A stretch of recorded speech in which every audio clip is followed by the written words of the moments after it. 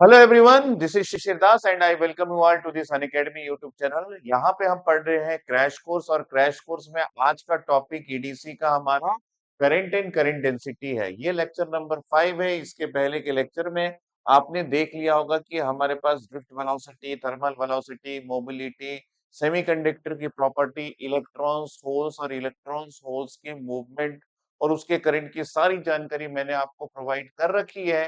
और YouTube के इसी चैनल पे आपको मिल जाएगा प्लेलिस्ट में ये सारे टॉपिक्स। आज के इस टॉपिक में जब मैं करंट और करंट डेंसिटी की बात कर रहा हूँ तो बेसिकली ये टॉपिक जो है वो सेमीकंडक्टर का है। तो सेमीकंडक्टर में हम करंट और करंट डेंसिटी के बारे में बात करेंगे। मैं इसके पहले कि इस टॉपिक को स्टार्ट करूं, कुछ फॉर्मूलाज मैं आपके लिए यहाँ पे लिख रहा हूँ। आप बताना कि वो फॉर्मूलाज में आपकी कितनी पहुंच है या फिर आप उस फॉर्मूले को कितने अच्छे से समझते हैं। सबसे पहला फॉर्मूला जो लास्ट क्लास में मैंने डिराइव किया था कि मोबिलिटी इज इक्वल टू आपका ड्रिफ्ट वेलोसिटी और इलेक्ट्रिक फील्ड का रेशियो है। दूसरा फॉर्मूला आपका रेसिस्टेंस का है, जो कि resistivity into length divided by cross sectional area है। आई होप कि आप इस फॉर्मूले को भली भांति जानते हैं। यहाँ पे ये जो पार्ट है रेसिस्टिविटी, ये एक किसी भी मटेरियल की प्रॉपर्टी होती है और उस प्रॉपर्टी के अनुसार वो मटेरियल कितना रेसिस्ट करता है, कितना रोकता है इलेक्ट्रॉन्स को मूव करने से। That is nothing but resistivity. Electron move कर रहा है, उसको रोक रहा है। That is nothing but resistivity. और ये एक इंसुलेटर बहुत अच्छे से करता है, कंडक्टर इसको नहीं कर पाता। ठीक है, तो रेसिस्टिविटी ये आपका फॉर्मूला है। रेसिस्टिविटी ये आपकी प्रॉपर्टी है सेमीकंडक्टर की। और रेसिस्टिविटी का जो यूनिट होता है, that unit is ohm centimetre. तो ये यूनिट भी बहुत जगह यूज होगा, आप इस यूनिट को देख के रखिए।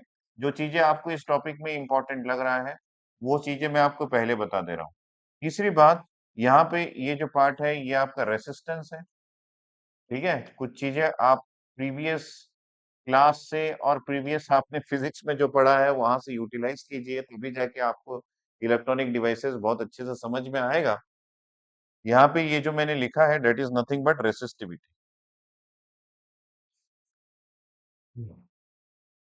This is the resistivity.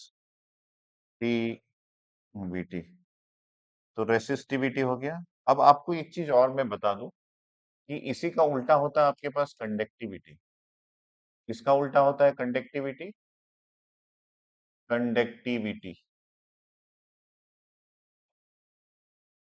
Conductivity conductivity किसका उल्टा होता है? दैट इज रेसिस्टिविटी का उल्टा होता है। That is one divided by resistivity is nothing but conductivity. और कंडक्टिविटी किसी मटेरियल की वो प्रॉपर्टी होती है जहां पे हम ये बोलते हैं कि कोई मटेरियल इलेक्ट्रॉन्स को आगे बढ़ने से कितना अलाउ कर रहा है, रोक नहीं रहा है, अलाउ कर रहा है। That is nothing but conductivity. और कंडक्टिविटी का जो यूनिट होता है वो कई बार हम लोग सीमेंस की यूनिट में लिखते हैं, लेकिन हमारे इस पर्टिकुलर कंटेक्स्ट में हम यूज करेंगे that is ohm centimetre inverse is nothing but the unit of conductivity. ठीक है, ये हमारा यूनिट रहेगा हमारे इस ईडीसी में। और जहां पे कहीं पे बुक में सीमेंस में दिया रहेगा तो हम सीमेंस के यूनिट को भी यूज करेंगे, जो कि कैपिटल एस से रिप्रेजेंट किया जाता है ना। ये भी हम लोग यूज कर लेंगे अगर कहीं पे मेंशन है तो। तीसरी बात, हम यहाँ पे यूज करने वाले हैं कंडक्टिविटी, रेसिस्टिविटी, ओम्स लॉ भी यूज करने वाले हैं। और ओम्स लॉ जो है वो आपको ये पता है, ये होता है B is equal to I R. ये आपका ओम्स लॉ का यूनिट है, फॉर्मूला है। That is voltage is equal to current into resistance. लेकिन आपको ये भी पता होना चाहिए कि ओम्स लॉ के इस पर्टिकुलर फॉर्मूले के अलावा भी एक और फॉर्मूला है जो कि उसके पॉइंट फॉर्म को बताता है। That is current density is equal to conductivity into आपके पास इलेक्ट्रिक फील्ड है। ये भी आपका ओम्स लॉ ही है। अगर आपको इस बात की जानकारी नहीं है तो मैं यहाँ पे V is equal to I R को J is equal to sigma E से रिप्लेस करके दिखा सकता हूँ। एक एक डिस्कशन वो भी कर लेते हैं हम। सबसे पहले हम यहाँ पे लिखते हैं, suppose V is equal to हमारे पास होगा आई आर। अब हमको ये पता है कि ये आपका करंट है I, और R इज इक्वल टू हम लिख सकते हैं this is resistivity into length divided by cross sectional area. ठीक है, और यहाँ पे हमारे पास है V। अब हम यहाँ पे रेसिस्टिविटी को 1 बाय कंडक्टिविटी लिख सकते हैं, बिल्कुल लिख सकते हैं। वोल्टेज को हम लेंथ से डिवाइड कर सकते हैं, बिल्कुल कर सकते हैं।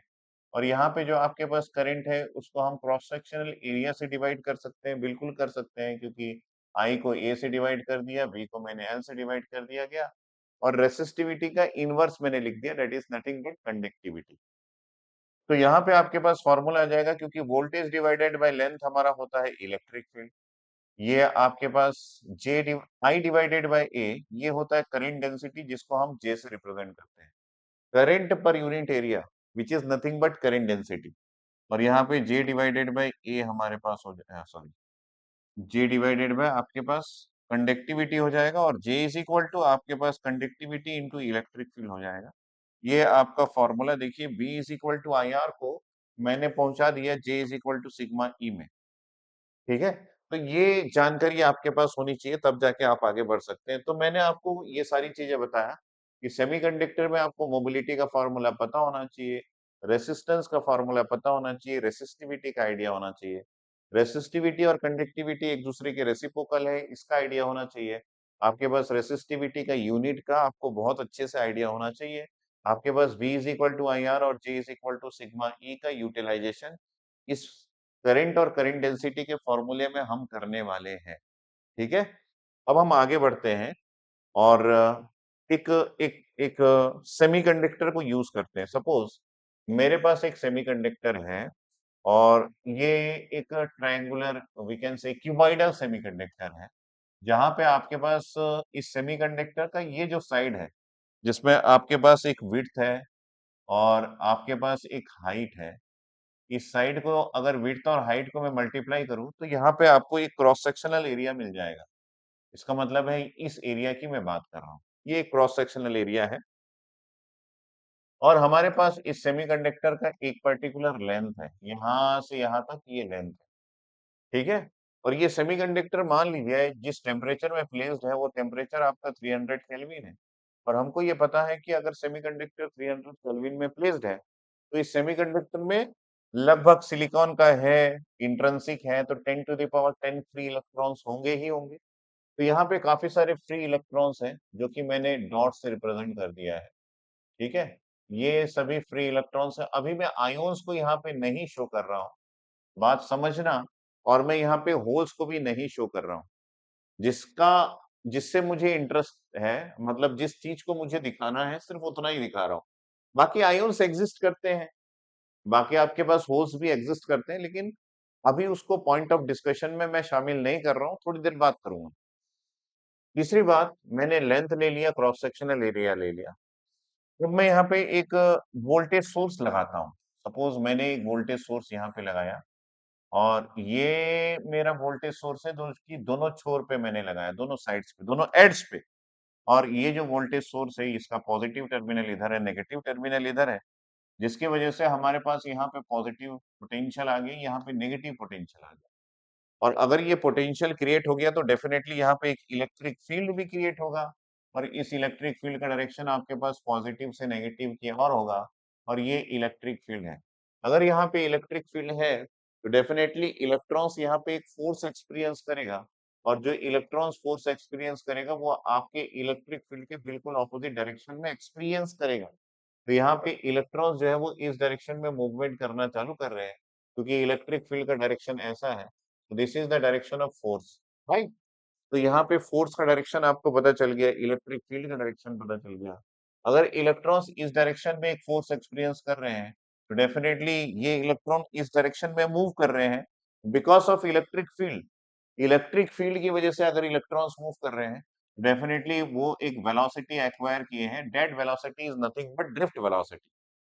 ठीक है? ये ड्रिफ्ट वेलोसिटी है। और एक और चीज़ मैं यहाँ पे इम्पोर्टेंट रूल्स तरीके से बता देता हूँ कि ये एक टाइम पीरियड है। This is the time period जो कि taken by the electrons taken by electrons to cross cross the length L, है ना? ये लेंथ एल को क्रॉस करने के लिए कितनी टाइम ले रहा है, इसको मैंने यहाँ पे डिफाइन कर दिया। चलेगा? तो यहाँ पे time taken by the electrons to cross the length L मैंने यहाँ पे ये भी डिफाइन कर दिया। अब इस सेमीकंडक्टर में हमको क्या-क्या फाइंड आउट करना है, करंट और करंट डेंसिटी। तो उसके पहले मैं ये बोल देता हूँ कि मैंने तो आपको ये बता दिया कि मान लीजिए सिलिकॉन है 300 केल्विन में है, तो यहाँ पे 300 केल्विन में फ्री इलेक्ट्रॉन्स की संख्या 10 टू द पावर 10 मतलब 1.5 इंटू 10 टू द पावर 10 पर सेंटीमीटर क्यूब है। 1 सेंटीमीटर क्यूब में उतने इलेक्ट्रॉन्स है, लेकिन मेरा इसका डायमेंशन तो ये है लेंथ, ये 1 सेंटीमीटर नहीं है, ये कोई भी हो सकता है 5 सेंटीमीटर, 10 सेंटीमीटर और इसका ये क्रॉस सेक्शनल एरिया है। तो इस डायमेंशन में मुझे नहीं पता कि कितने इलेक्ट्रॉन्स हैं, तो मैं यहाँ पे ले लेता हूँ कि n नंबर ऑफ इलेक्ट्रॉन्स मेरे पास है। तो यहाँ पे मैंने लिख दिया कि n इज़ इक्वल टू आपके पास नंबर ऑफ इलेक्ट्रॉन्स जो कि एक्सिस्ट करते हैं, exist in this volume, in volume और यहाँ पे वॉल्यूम कैसे फाइंड आउट करेंगे? वॉल्यूम का मतलब है कि आपका ये लेंथ और इस क्रॉस सेक्शनल एरिया का मल्टीप्लिकेशन। वॉल्यूम को हम लेंथ और क्रॉस सेक्शनल एरिया के मल्टीप्लिकेशन से फाइंड आउट कर सकते हैं। चलिए हो गया यहाँ पे सारी चीजें जो आपको समझ में आ रही होगी बहुत ही बेहतरीन तरीके से कि हमने यहाँ पे क्या लिया, सिंपली एक सेमीकंडक्टर लिया, उसमें कुछ इलेक्ट्रॉन्स फ्री थे, मैंने उसमें वोल्टेज लगाया और उस वोल्टेज के कारण इलेक्ट्रॉन्स इस डायरेक्शन में घूमने लगे और यहाँ पे एक ड्रिफ्ट वेलोसिटी आ गया। अब अगर आप यहाँ पे ध्यान से देखेंगे, अगर इलेक्ट्रॉन्स इस डायरेक्शन में मूव कर रहे हैं, तो डेफिनेटली यहाँ पे कन्वेंशनल करंट भी फ्लो होगा और उस करंट का डायरेक्शन जिस भी डायरेक्शन में इलेक्ट्रॉन्स मूव कर रहे हैं, उसके बिल्कुल ऑपोजिट डायरेक्शन में आपको मिल जाएगा conventional current. So current is equal to the movement of electrons is this side और current is equal to this side.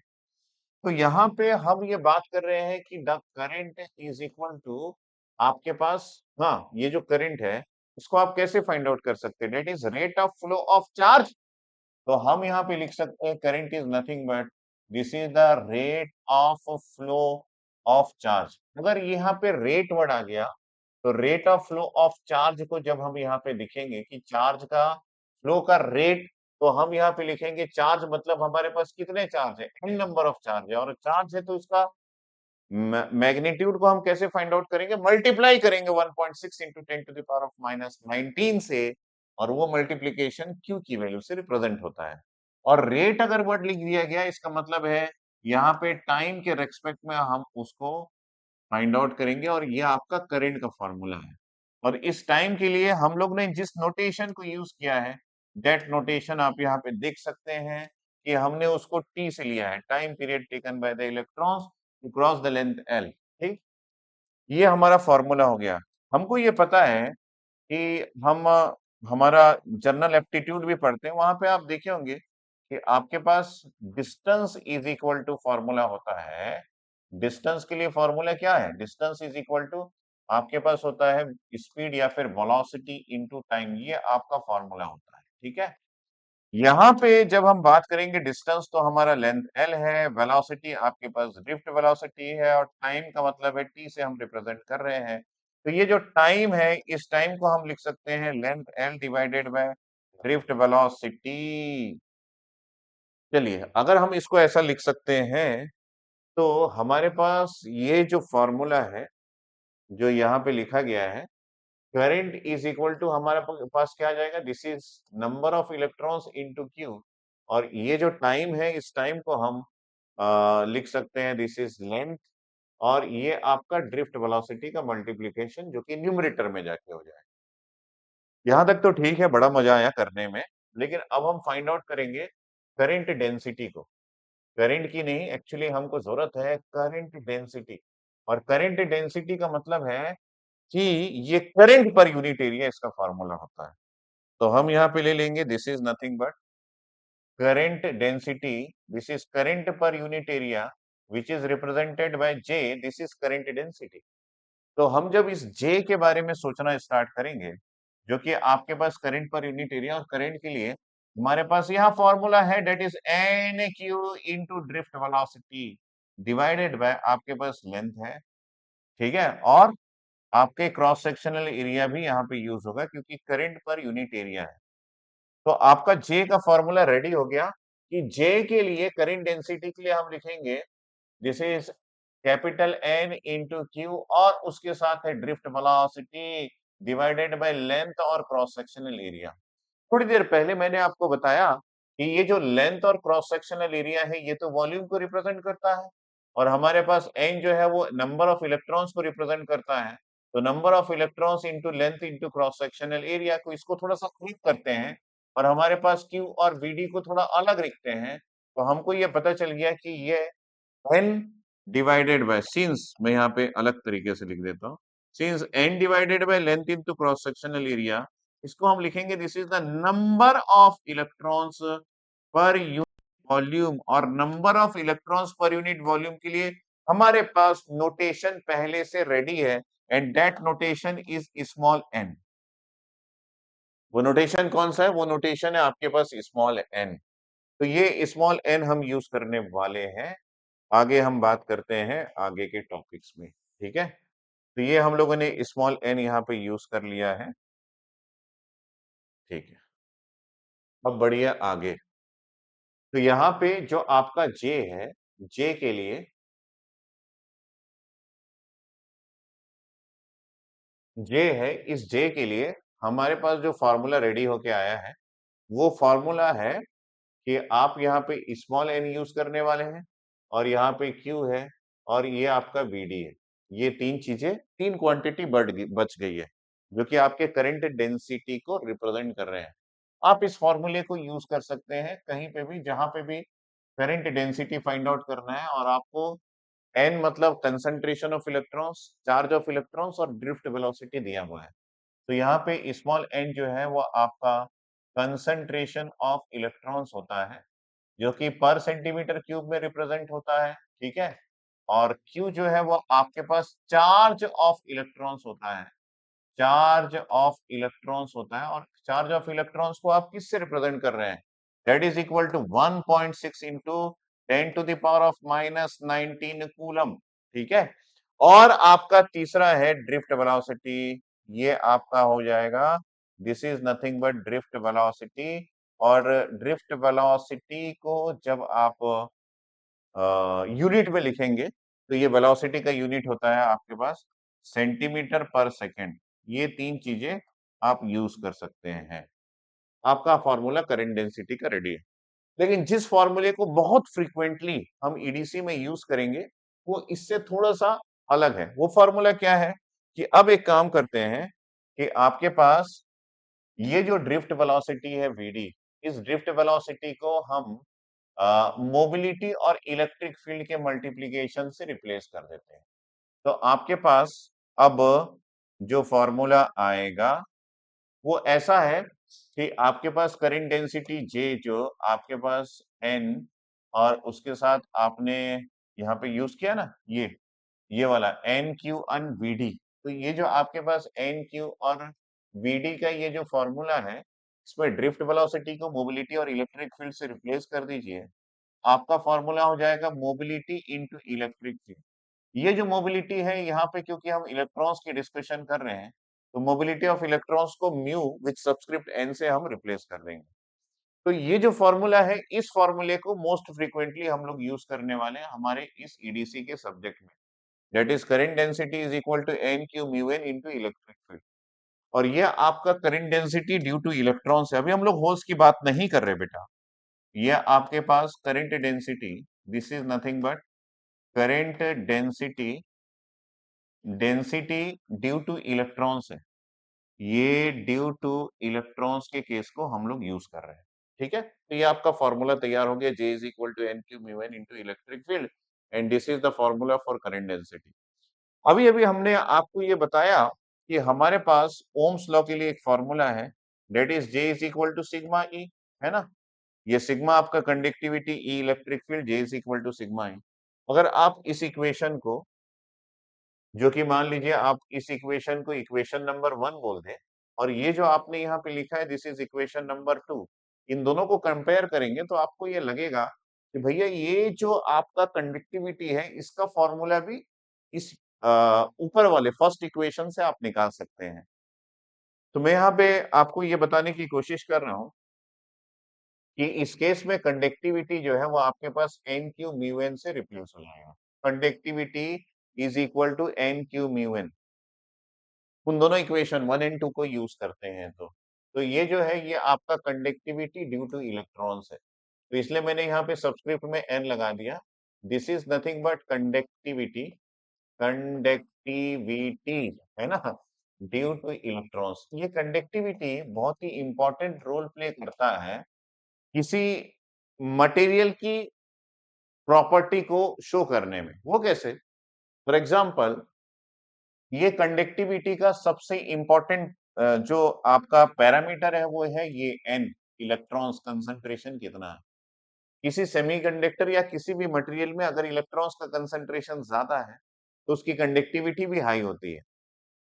For example, अगर हम लोग रूम टेम्परेचर में बात करें, ध्यान से सुन लेना मेरी बात, बहुत ही इंपॉर्टेंट बात करने वाला हूं अभी मैं।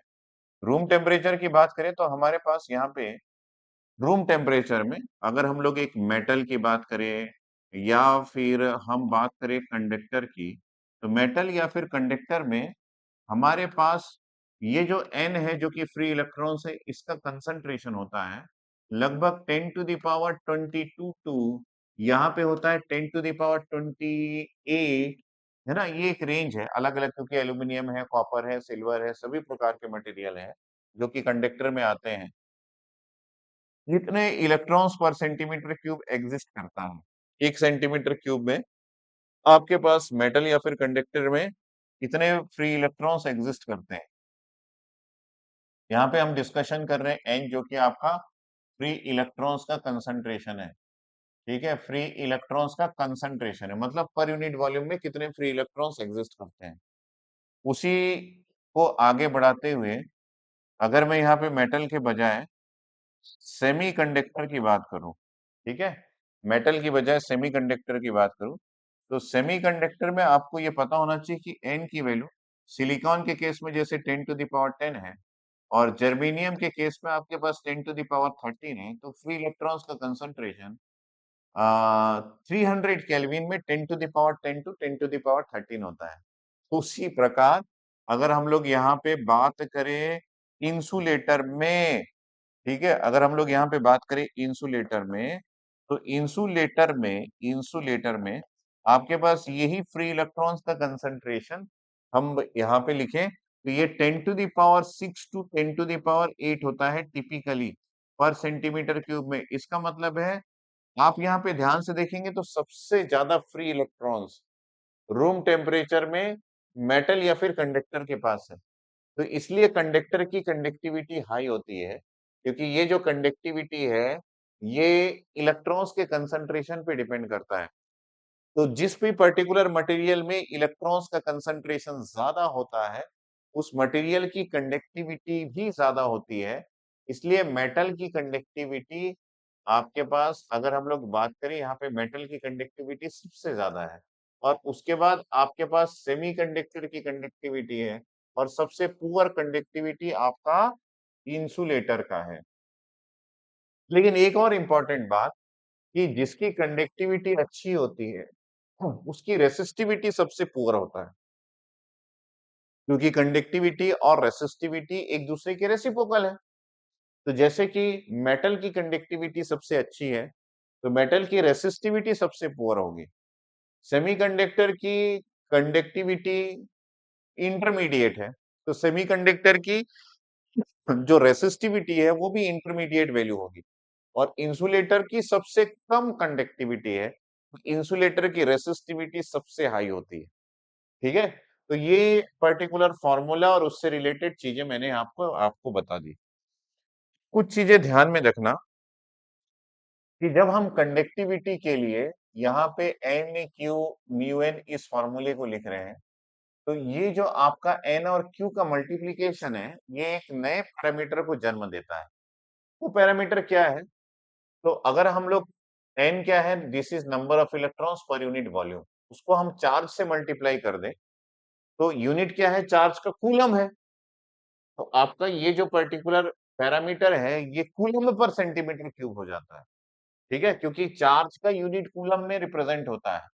तो एन और क्यू को मल्टीप्लाई कर देंगे तो ये जो नया पैरामीटर है ये कहलाता है आपका चार्ज डेंसिटी, है ना। ये क्या कहलाता है, this is nothing but charge density, है ना। इलेक्ट्रॉन डेंसिटी की बजाय अब ये हो गया चार्ज डेंसिटी। अगर यहाँ पे सिर्फ n होता तो ये इलेक्ट्रॉन डेंसिटी होता।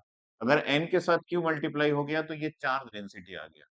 और चार्ज डेंसिटी के लिए जिस नोटेशन को यूज किया जाता है वो नोटेशन भी रो है, और ये रो इलेक्ट्रॉन्स के लिए, ठीक है।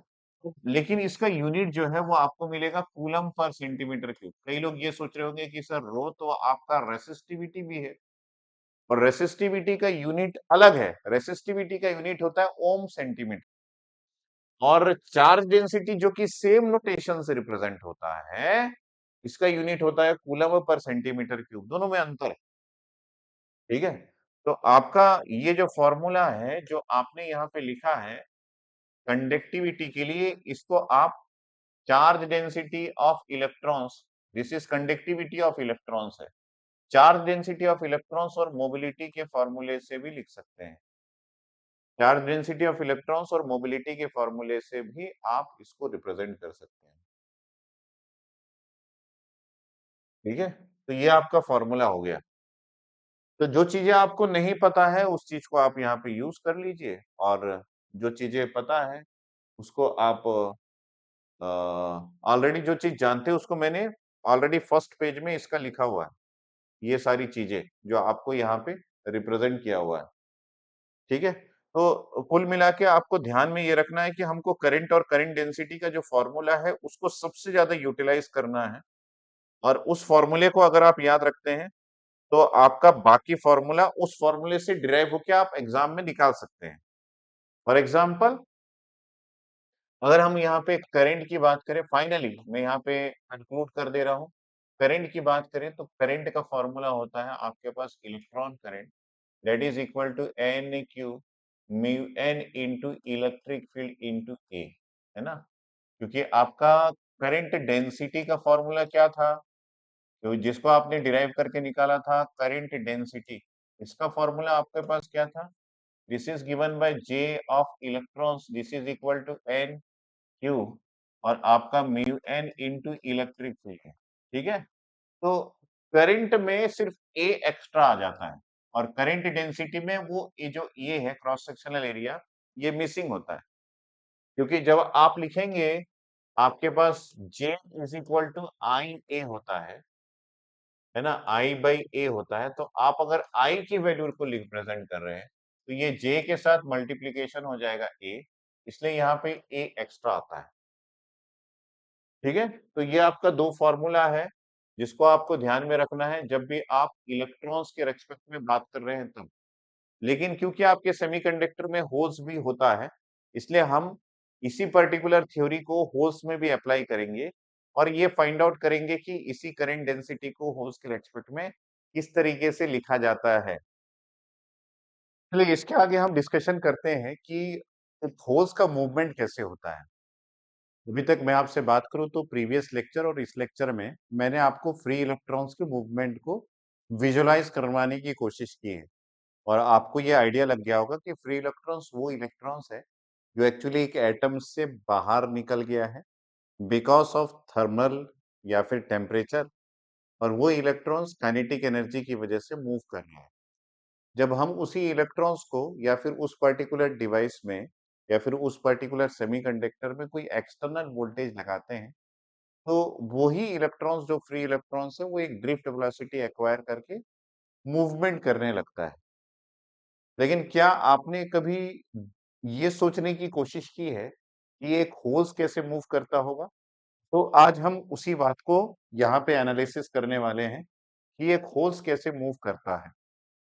देखिए, जब हम सॉलिड की बात करते हैं तो सॉलिड में हमको ये पता है कि हमारे पास एटम्स होते हैं, और ये जो एटम्स हैं ये इंटरेक्टिव होते हैं, मतलब एक दूसरे के बहुत ही पास होते हैं, और इनका जो आउटर मोस्ट ऑर्बिट है, मैं यहाँ पे जो सर्कल बना रहा हूँ, ये एटम्स के आउटर मोस्ट ऑर्बिट है जो कि एक दूसरे से ओवरलैप कर रहे हैं, ठीक है। यहाँ पे एक फ्री इलेक्ट्रॉन्स भी हो सकता है, या फिर कई सारे फ्री इलेक्ट्रॉन्स भी हो सकते हैं जो इस एटम का पार्ट नहीं होगा, इस एटम से बाहर होगा। और आपने अभी-अभी इस डिस्कशन में ये भी आपने देखा कि हम इस पर्टिकुलर मटेरियल में जो यहाँ पे आपके पास सॉलिड है इसमें एक वोल्टेज लगाते हैं, और इस वोल्टेज की वजह से जैसे यहाँ पे हम पॉजिटिव लगाए, नेगेटिव लगाए और इस वोल्टेज की वजह से हमको एक इलेक्ट्रिक फील्ड मिलता है। देखिए छोटी-छोटी बातें इंपॉर्टेंट है, इसलिए सब कुछ यहाँ पे शो कर रहा हूँ। आप उस बात को समझना, ये इलेक्ट्रिक फील्ड का डायरेक्शन ऐसा है। तो यहाँ पे जो आपका फ्री इलेक्ट्रॉन्स है, ये इलेक्ट्रिक फील्ड का डायरेक्शन है, क्योंकि इलेक्ट्रिक फील्ड हमेशा पॉजिटिव से नेगेटिव की ओर ही होता है, तो ये इलेक्ट्रिक फील्ड का डायरेक्शन है, ठीक है? और ये जो आपके फ्री इलेक्ट्रॉन्स हैं, इस इलेक्ट्रिक फील्ड की वजह से ये ऑपोजिट डायरेक्शन में मूव करेंगे। इसके पीछे रीज़न क्या है? क्योंकि फ़ोर्स जो आपका इलेक्ट्रॉन एक्सपीरियंस करता है ड्यू टू इलेक्ट्रिक फील्ड, वो हमेशा इलेक्ट्रिक फील्ड के डायरेक्शन के ऑपोजिट होता है, क्योंकि ये जो चार्ज है ये इलेक्ट्रॉन्स के लिए है और इलेक्ट्रॉन्स जो है वो इलेक्ट्रिक फील्ड के ऑपोजिट डायरेक्शन में ही मूव करता है। अगर आपका ये जो मैंने यहाँ पे बनाया है that is nothing but A free electron. अगर फ्री इलेक्ट्रॉन का डायरेक्शन ऑफ मूवमेंट ऐसा है, तो क्या आप मुझे बता सकते हैं कि करंट का डायरेक्शन कैसा होगा? कन्वेंशनल करंट हमेशा जिस भी डायरेक्शन में आपका फ्री इलेक्ट्रॉन्स मूव कर रहा है, उसके बिल्कुल ऑपोजिट डायरेक्शन में आपको मिलेगा कन्वेंशनल करंट। तो ये है वो करंट जिसके बारे में हम लोगों ने जस्ट अभी-अभी चर्चा किया। ये आपका इलेक्ट्रॉन की वजह से करंट है और इसका फॉर्मूला है आपके पास n cube mu n into electric field. इस पर्टिकुलर सेगमेंट में आपको ये देखना है कि डायरेक्शन ऑफ करंट क्या है। तो डायरेक्शन ऑफ करंट पॉजिटिव से नेगेटिव पोटेंशियल की ओर है या फिर डायरेक्शन ऑफ करंट आपके इलेक्ट्रिक फील्ड के डायरेक्शन में है या तो आप ये बोले कि डायरेक्शन ऑफ करंट आपके फ्री इलेक्ट्रॉन्स के मूवमेंट के ऑपोजिट है। तो हम यहाँ पे होल्स के मूवमेंट को भी देखना चाह रहे हैं। हमको ये पता है कि होल्स एक्चुअली कोवेलेंट बॉन्ड में जो इलेक्ट्रॉन्स हैं उसके फ्री होने से क्रिएट होते हैं। तो मैंने यहाँ पे जो ये सर्कल बनाया है, ये सर्कल एक्चुअली एक एटम के आउटर मोस्ट ऑर्बिट को रिप्रेजेंट कर रहा है और एक एटम के outer suppose this is an atom A, ठीक है? ये हम मान लेते हैं कि सपोज ये एटम ए है और इस एटम का आउटर मोस्ट ऑर्बिट आपका बना हुआ है। यहाँ पे मान लीजिए एक इलेक्ट्रॉन एटम ए का है और एक दूसरे कलर में हम यहाँ पे रिप्रेजेंट करते हैं कि एक इलेक्ट्रॉन आपके पास एटम बी का है और ये दोनों मिलके यहाँ पे एक बॉन्ड तैयार किए हैं। That bond is nothing but the covalent bond. मतलब आप समझ लीजिए कि ये कोवेलेंट बॉन्ड है। सर बी एटम में और ए एटम में क्या आउटर मोस्ट ऑर्बिट में एक ही इलेक्ट्रॉन है? नहीं, it is having more than one electron that is four electron. तो ये दो तीन ये चार मैंने बना दिया इसका और उसी प्रकार यहाँ पे भी एक दो तीन और ये चार मैंने बना दिया। ठीक है, one two three and four. अब यहाँ पे मान लीजिए आप यहाँ पे एक और एटम कंसीडर कर रहे हैं that atom is nothing but C. तो हमारे पास ये जो सी है, इस सी के लिए भी आपके पास एक, यहाँ पे आपके पास दो और ये हो गया आपका तीन और ये हो गया आपका चार। चार इसका भी है। तो हर एक एटम जो यहाँ पे एग्जिस्ट करेगा, सपोज दिस डी, और इसके भी आपके पास चार इलेक्ट्रॉन्स हैं। सपोज यहाँ पे ई है तो इसके भी आपके पास चार इलेक्ट्रॉन्स हैं और यहाँ पे आपके पास एफ है, ठीक है? तो एफ के भी आपके पास चार इलेक्ट्रॉन्स हैं। चलिए, तो यहाँ पे हमारा डिस्कशन चालू होता है, क्योंकि हमको यहाँ पे खास करके ये ध्यान देना है, ध्यान से सुन लीजिए मेरी बात। ये जो कोवेलेंट बॉन्ड है, इस कोवेलेंट बॉन्ड के अंदर के ये दो इलेक्ट्रॉन्स कैसे मूव करते हैं? अगर कोवेलेंट बॉन्ड के अंदर के इलेक्ट्रॉन्स मूव करेंगे, तो हम ये बोलेंगे कि डेफिनेटली फोर्स मूव कर रहे हैं, क्योंकि कोवेलेंट बॉन्ड के अंदर जो इलेक्ट्रॉन्स है वो बॉन्डेड इलेक्ट्रॉन्स है और उन बॉन्डेड इलेक्ट्रॉन्स का मूवमेंट ही तो फोर्स मूवमेंट कहलाता है।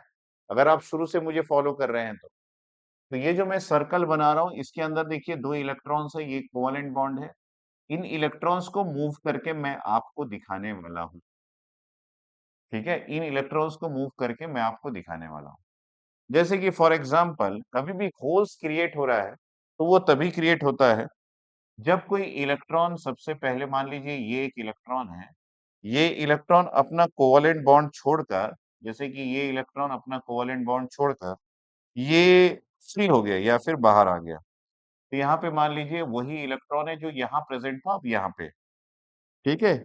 किसी भी रीजन से, टेम्परेचर के रीजन से या फिर इलेक्ट्रिक फील्ड के रीजन से हमको यहाँ पे एक्चुअली एक होल क्रिएट करना था, जो हमने यहाँ पे कर दिया। यहाँ पे मैंने एक होल क्रिएट कर दिया। ये बड़ा सर्कल जो है वो होल को रिप्रेजेंट कर रहा है। अब आप देखिए ठीक है। इलेक्ट्रॉन्स का मूवमेंट चलिए यहाँ इस डायरेक्शन में करते हैं ताकि आपको ये पता चले। यहाँ पे सबसे पहले हम होल्स को क्रिएट कर देते हैं। Suppose this is one electron which is moving out, और उस कंडीशन में है ना, यहाँ पे एक होल क्रिएट हो गया। इस इलेक्ट्रॉन को वापस यहाँ भेज देते हैं, क्योंकि मूवमेंट जो है वो ऑपोजिट हो जाएगा। यहाँ पे वो इलेक्ट्रॉन एग्जिस्ट करता है। चलिए यहाँ पे हमारे पास होल क्रिएट हो गया। सर यहाँ का इलेक्ट्रॉन कहाँ गया? यहाँ का इलेक्ट्रॉन फ्री हो गया। किसकी वजह से? टेम्परेचर की वजह से। टेम्परेचर आपने 300 केल्विन लगाया, तो 300 केल्विन में इस इलेक्ट्रॉन ने एनर्जी एक्वायर किया। कौन सा इलेक्ट्रॉन? इस इलेक्ट्रॉन ने एनर्जी एक्वायर किया। कितना एनर्जी? जो इसको वैलेंस बैंड से कंडक्शन बैंड में जाने के लिए जरूरत था, या फिर इसको कोवेलेंट बॉन्ड से इंटर एटॉमिक स्पेस में जाने के लिए रिक्वायर्ड था, उतनी एनर्जी इस इलेक्ट्रॉन ने गेन कर ली। और अब ये जो इलेक्ट्रॉन है, ये इलेक्ट्रॉन आपका फ्री इलेक्ट्रॉन हो गया, क्योंकि ये इंटर एटॉमिक स्पेस में आ गया। और यहाँ पे हमारे पास एक होल क्रिएट हो गया। ठीक है, ये आपका एक होल है। अब आप देखिए ये जो इलेक्ट्रॉन है, क्योंकि आपका इलेक्ट्रिक फील्ड के डायरेक्शन में, डायरेक्शन के ऑपोजिट इलेक्ट्रॉन्स का मूवमेंट होगा, क्योंकि इलेक्ट्रॉन्स का मूवमेंट हमेशा इलेक्ट्रिक फील्ड के ऑपोजिट डायरेक्शन में होगा, क्योंकि इलेक्ट्रॉन एक फोर्स एक्सपीरियंस करता है। तो जिसकी वजह से ये जो इलेक्ट्रॉन है, जो कि बॉन्डेड है कोवेलेंट बॉन्ड के अंदर, ये इलेक्ट्रॉन जंप करके इधर आ गया। अगर वो इलेक्ट्रॉन इधर आ गया, तो ये जो वैकेंसी है या फिर ये होल है, ये इधर आ गया। नाउ यहाँ पे ये जो होल है, ये अब एग्जिस्ट नहीं करता, ये हट गया। अब होल्स इधर आ गया। अब मान लीजिए ये जो बॉन्डेड इलेक्ट्रॉन है, जो कि इस कोवेलेंट बॉन्ड के अंदर है, it will take this space. अगर ये उठ के इधर आ गया, तो आपका यहाँ पे एक वैकेंसी क्रिएट हो गया। अब ये जो आपके पास ये जो पर्टिकुलर होल है, ये होल मूव करके आपका यहाँ से उठ के इधर चला गया।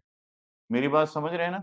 इसका मतलब है होल्स का कंटिन्यूअस मूवमेंट हो रहा है, और होल्स का मूवमेंट का डायरेक्शन आप अगर ध्यान से देखेंगे, तो ये ए में था, पहले ए से बी में गया, बी से सी में गया, इस तरीके से ये आगे बढ़ रहा है।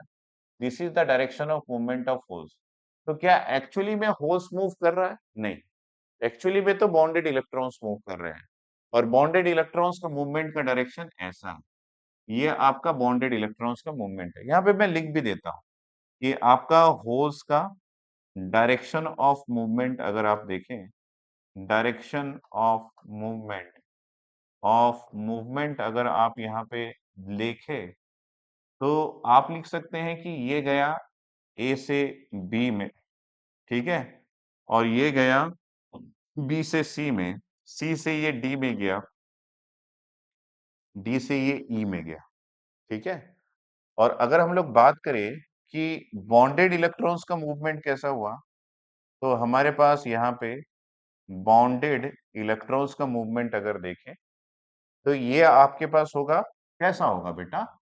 ये होगा आपके पास बॉन्डेड इलेक्ट्रॉन्स ऐसा मूव कर रहा है, मतलब ये एफ से आपके पास ई में गया समझ लीजिए, ठीक है।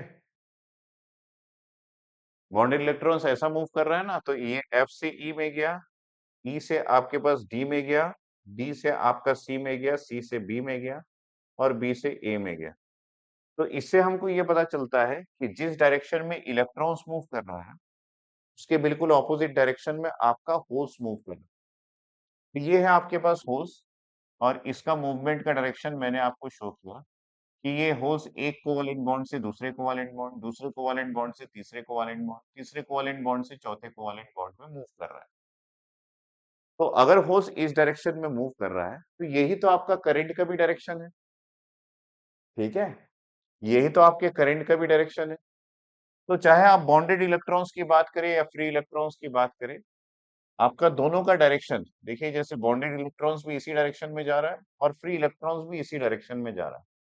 तो बॉन्डेड इलेक्ट्रॉन्स की वजह से जो करंट है, और फ्री इलेक्ट्रॉन्स की वजह से जो करंट है, दोनों का करंट का डायरेक्शन तो सेम होगा यहाँ पे, क्योंकि दोनों का करंट का डायरेक्शन ऐसा ही होगा। अगर हम लोग बॉन्डेड इलेक्ट्रॉन्स को नहीं यूज करना चाहते तो हम ये बोलेंगे कि होल्स की वजह से जो करंट का डायरेक्शन है वो भी आपका सेम उसी डायरेक्शन में होगा जिस डायरेक्शन में आपके पास इलेक्ट्रॉन्स की वजह से करंट है। ठीक है।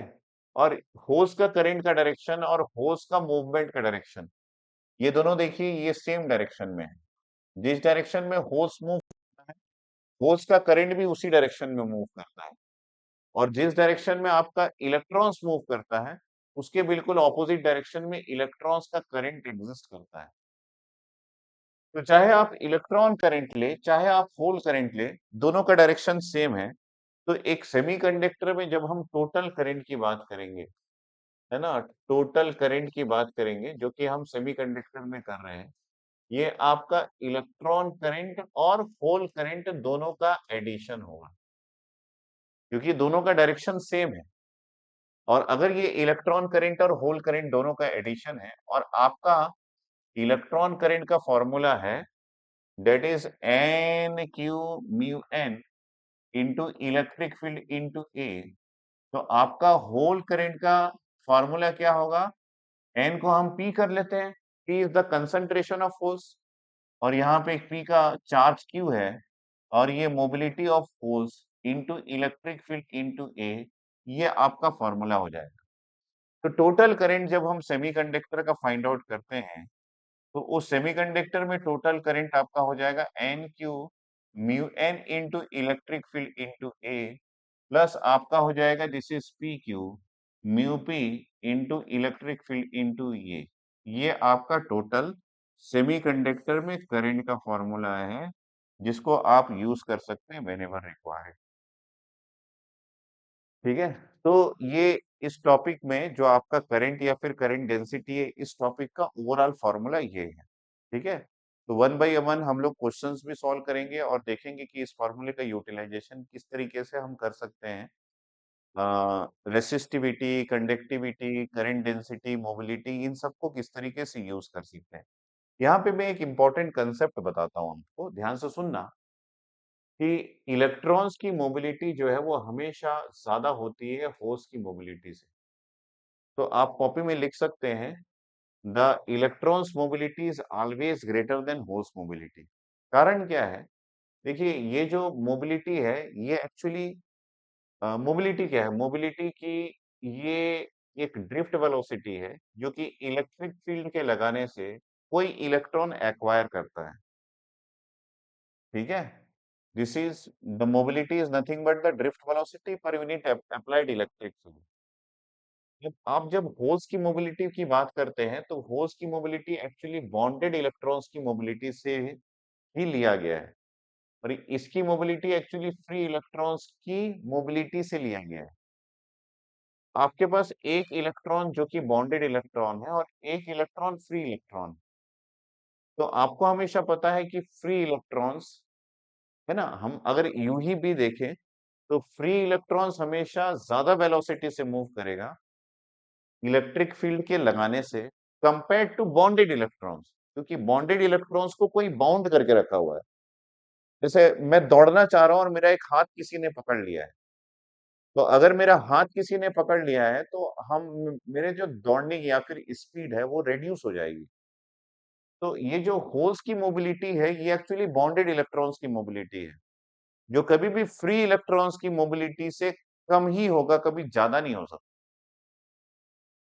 तो आप अपनी कॉपी में लिखिए क्या लिखेंगे बेटा कि फ्री इलेक्ट्रॉन्स जो फ्री इलेक्ट्रॉन्स की मोबिलिटी है mobility is always is always is always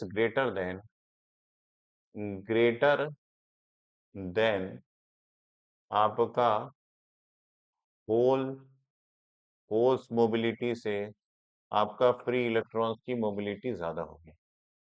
ठीक है। अगर हम इस बात को एक इंट्रिंसिक सेमीकंडक्टर में लगा दें सपोज मेरे पास एक इंट्रिंसिक सेमीकंडक्टर है।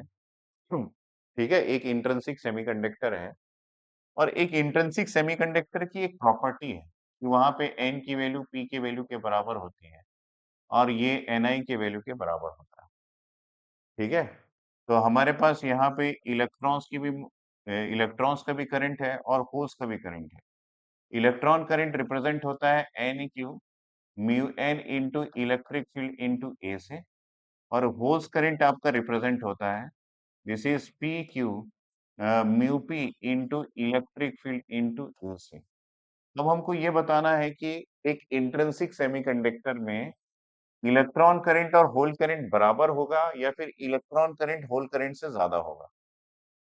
देखिए, आपके पास इन दोनों पैरामीटर्स को अगर आप कंपेयर करेंगे तो आपको ये दिखेगा कि यहाँ पे इलेक्ट्रिक फील्ड दोनों का सेम है, क्रॉस सेक्शनल एरिया एक सेमीकंडक्टर का सेम है, एन और पी की वैल्यू इंट्रिंसिक सेमीकंडक्टर में बराबर है, क्यू की वैल्यू दोनों का सेम है। एक ही बात जो अंतर है यहाँ पे मोबिलिटी ऑफ इलेक्ट्रॉन्स जो है वो मोबिलिटी ऑफ होल से ज्यादा है।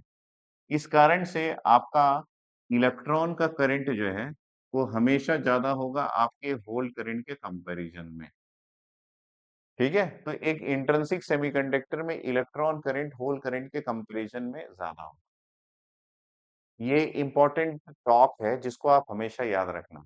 बाकी आगे जो हमारा क्वेश्चन है उसको हम देखते हैं, उसको कैसे सॉल्व करना है। क्या उसमें सोचना है, क्या आपका थॉट प्रोसेस होना चाहिए। आपको अगर इस यहाँ तक का कोई भी चीज अगर आपको डाउट क्रिएट कर रहा है, कमेंट सेक्शन में कमेंट कीजिएगा, मैं आगे बढ़ता हूँ। चलिए, इस कॉन्सेप्ट को जानने के बाद कुछ कांस्टेंट्स की वैल्यू हम लोग यूज करते हैं या फिर कुछ कांस्टेंट जो कि हमको जानना चाहिए क्वेश्चन सॉल्विंग स्किल में, उस पर्टिकुलर कांस्टेंट को यूज करते हैं और एक क्वेश्चन फ्रेम मैंने किया है, उस क्वेश्चन को सॉल्व करते हैं। जैसे कि फॉर एग्जांपल हमने अभी-अभी ये जाना कि हमारे पास जो इलेक्ट्रॉन्स की मोबिलिटी है वो होल्स की मोबिलिटी से ज्यादा होता है। लेकिन अगर हम ये जानना चाहें कि टेम्परेचर जो मैं रूम टेम्परेचर ले लेता हूँ 300 केल्विन, और हमारे पास सेमीकंडक्टर जो है वो सिलिकॉन है, और इस सिलिकॉन में दो प्रकार के चार्ज कैरियर्स है, एक आपके पास इलेक्ट्रॉन्स और एक आपके पास है होल्स। ठीक है? और दूसरा है इसका जर्मेनियम। ठीक? तो जर्मेनियम अगर हम लोग यहाँ पे लेते हैं जर्मेनियम, तो उसमें भी आपके पास इलेक्ट्रॉन्स और होल्स दोनों होंगे। ठीक है? तो मोबिलिटी में क्या डिफरेंस है? तो यहाँ पे इलेक्ट्रॉन्स की मोबिलिटी 1300, मैं जो भी कुछ यहाँ पे लिख रहा हूँ उसका यूनिट जो है वो सेंटीमीटर स्क्वायर पर वोल्ट सेकंड में मैं लिख रहा हूँ, जो कि एक्चुअली मोबिलिटी का यूनिट होता है। तो यहाँ पे 1300 and this is equal to 500, यानी कि सिलिकॉन के केस पे मोबिलिटी ऑफ इलेक्ट्रॉन्स 1300 और मोबिलिटी ऑफ होल्स आपका 500 सेंटीमीटर स्क्वायर पर वोल्ट सेकंड होता है। उसी प्रकार अगर हम लोग मोबिलिटी ऑफ इलेक्ट्रॉन जर्मेनियम के केस में जानना चाहें तो ये वैल्यू होती है आपके पास 3800, और मोबिलिटी ऑफ होल्स की वैल्यू अगर हम लोग जानना चाहें तो ये 1800 होती है। दैट मीन्स जर्मेनियम के केस में इलेक्ट्रॉन्स की मोबिलिटी आपके पास 3800 सेंटीमीटर स्क्वायर पर वोल्ट सेकंड में है, और मोबिलिटी ऑफ होल्स आपके पास 1800 सेंटीमीटर स्क्वायर पर सेंटीमीटर स्क्वायर पर वोल्ट सेकंड में है। इस पर्टिकुलर कंसेप्ट को यूज करके मैं इस क्वेश्चन को सॉल्व करता हूँ, और हमारे पास एक इंट्रिंसिक सेमीकंडक्टर है जो कि मान लीजिए सिलिकॉन का बना हुआ है। हमको यहाँ पे इस क्वेश्चन में ये पूछा जा रहा है, what is the fraction of current due to electrons in an intrinsic semiconductor, और वो जो इंट्रिंसिक सेमीकंडक्टर है वो सिलिकॉन का बना हुआ है। तो fraction of current due to electrons पूछ रहे हैं। तो अगर इसके सॉल्यूशन में जाए हम, तो इसका सॉल्यूशन ऐसा होगा कि आपके पास यहाँ पे इलेक्ट्रॉन्स का भी करंट है, लेकिन एक सेमीकंडक्टर में आपके पास टोटल करंट भी है। तो ये जो आपका टोटल करंट है उसमें इलेक्ट्रॉन्स का कंट्रीब्यूशन कितना है, ये आपका फ्रैक्शन ऑफ इलेक्ट्रॉन करंट बताएगा। तो हमारे पास इलेक्ट्रॉन करंट का फॉर्मूला है this is N Q mu N into electric field into A, और अगर हम लोग टोटल करंट की बात करें तो टोटल करंट है आपके पास this is N Q mu N into electric field into A, plus आपके पास हो जाएगा this is p q mu p into electric field into A. ये आपका फॉर्मूला है। ठीक है? तो इस फॉर्मूले से आपको फाइंड आउट करना है कि fraction of current due to electrons कितना है। ठीक है? तो यहाँ पे हम बात करें कि हमको ये पता है कि जब सेमीकंडक्टर इंट्रिंसिक है तो आपके पास ये जो n है या फिर ये जो P है ये दोनों वैल्यू बराबर है और ये Ni से रिप्रेजेंट होता है। तो उस कंडीशन में हमारे पास यहाँ पे जो फॉर्मूला लिखा हुआ है, उस फॉर्मूले को हम लिख सकते हैं, this is Ni into Q और यहाँ पे mu n into electric field into A और ये हो जाएगा आपके पास फिर से Ni। तो ये Ni कॉमन हो जाएगा, आपके पास Q कॉमन है, मोबिलिटी अलग है, इलेक्ट्रिक फील्ड कॉमन है, क्रॉस सेक्शनल एरिया कॉमन है, मोबिलिटी ऑफ इलेक्ट्रॉन्स और मोबिलिटी ऑफ होल्स ये दोनों एक दूसरे से डिफर है। तो हम यहाँ पे कैंसल आउट कर देंगे, जैसे कि क्यू क्यू कैंसल आउट हो गया, एन आई कैंसल आउट हो गया, इलेक्ट्रिक फील्ड से और क्रॉस सेक्शनल एरिया से। तो अल्टीमेटली हमारे पास यहाँ पे mobility of electrons divided by आपका mobility of electrons plus mobility of force, ये दोनों का एडिशन आ गया। मोबिलिटी ऑफ इलेक्ट्रॉन्स को हम किससे रिप्रेजेंट कर सकते हैं, या वैल्यू को यहाँ पे हम लोगों ने लिखा है सिलिकॉन के केस में डेट इज इक्वल टू 1300 हो जाएगा और आपके पास यहाँ पे दिस इज 1300 प्लस 500 क्योंकि मोबिलिटी ऑफ फोर्स आपका 500 है। तो यहाँ पे आप कैलकुलेटर यूज कर सकते हैं और कैलकुलेटर यूज करके आप इसकी वैल्यू को फाइंड आउट कर सकते हैं। दिस इज 1300 डिवाइडेड बाय 1300, ये इलेक्ट्रॉन्स का है, प्लस आपके पास 1800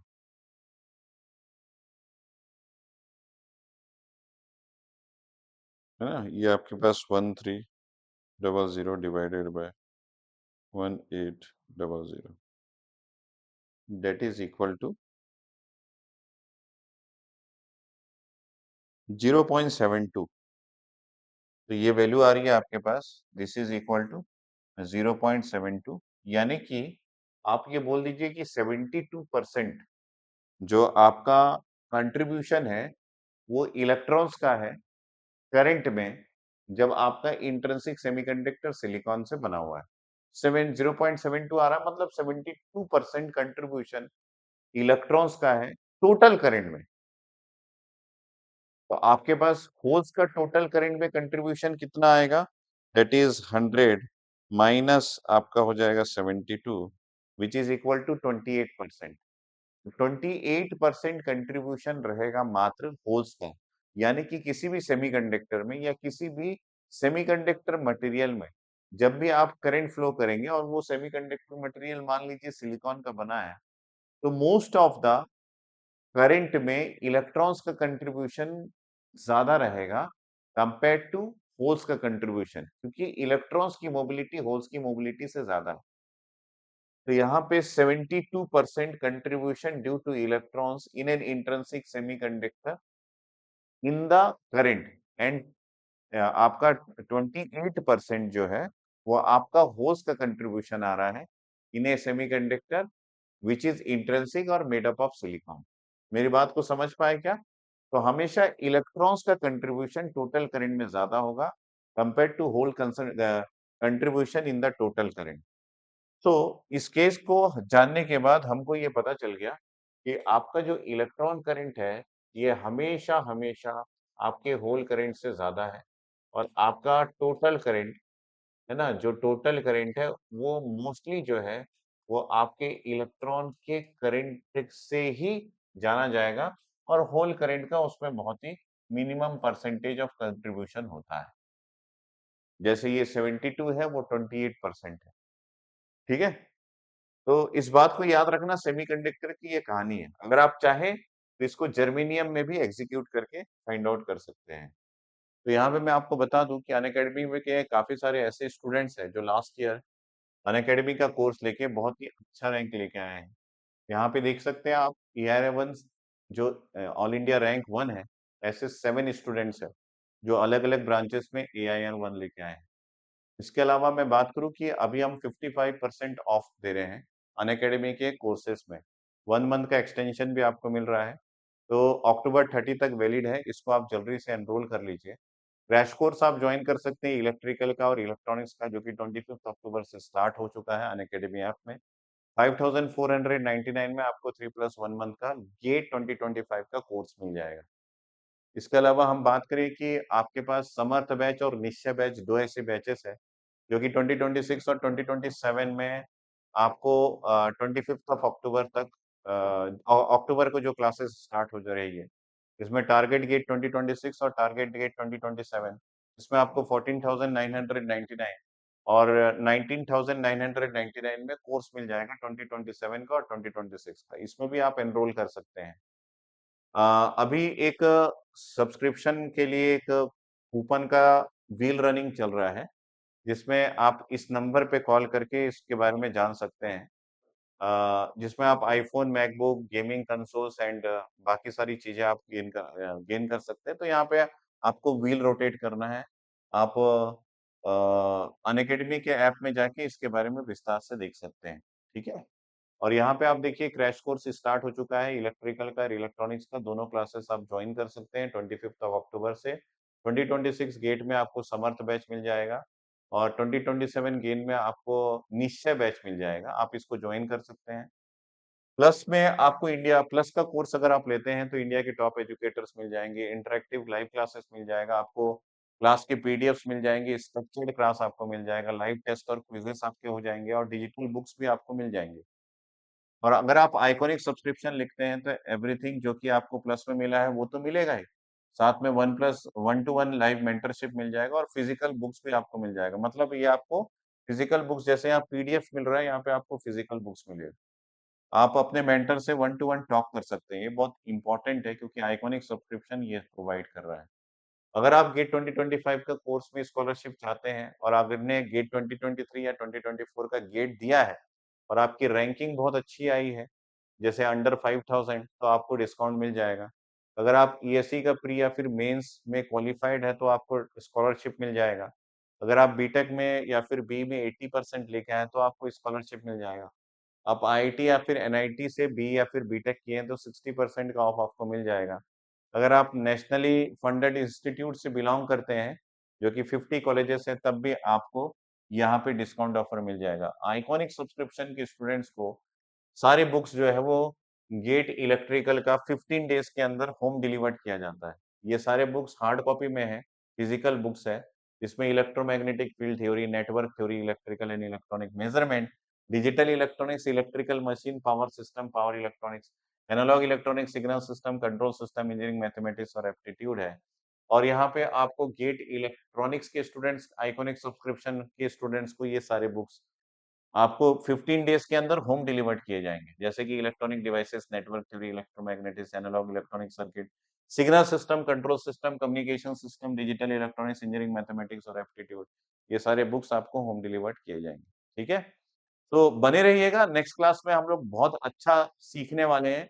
इस क्लास से रिलेटेड कोई भी डाउट है जहाँ पे आपको चीज़ें बहुत ज़्यादा क्लियर नहीं हो रही है, वहाँ पे आप वीडियो को दोबारा से देखिएगा, आपको क्लियर हो जाएगी और फिर भी अगर आपको कोई डाउट आता है, आई होप कि डाउट ना हो, तो आप मुझे इस वीडियो के कमेंट सेक्शन में ज़रूर से कमेंट करना। ठीक है? Thanks, bye, take care.